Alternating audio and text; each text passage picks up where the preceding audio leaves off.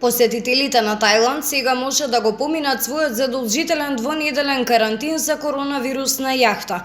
Владата се надева дека новата иницијатива ќе донесе 42 милиони фунти, односно 58 милиони долари приход од туризам на јахта. Овој потек има за цел да ја оживее борбената туристичка индустрија во земјата, која што беше сериозно погодена од пандемијата со коронавирусот. Претходно во јануари земјата објави шема за да им се дозволи на посетителите да го поминат својот двонеделен карантин на терен за голф. Нацијата од Југоисточна Азија во голема мера се потпира на туристите, но ги забрани минатата година со цел да се ограничи ширењето на вирусот корона.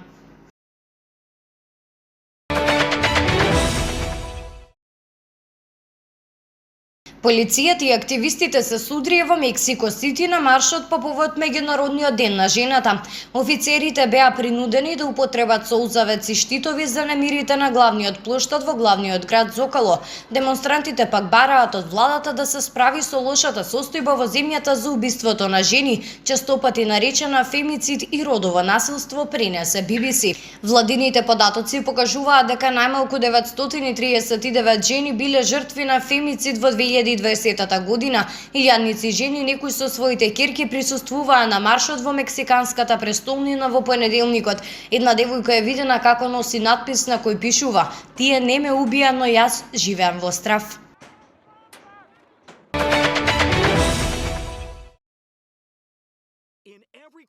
Американскиот центар за контрола и превенција на болести објави дека целосно вакцинираните американци може да се вратат во одредено чувство на нормалност. Оние кои ги добиле потребните вакцини може да се посетат со други вакцинирани лица или пак да имаат контакт со некои невакцинирани според новите упатства.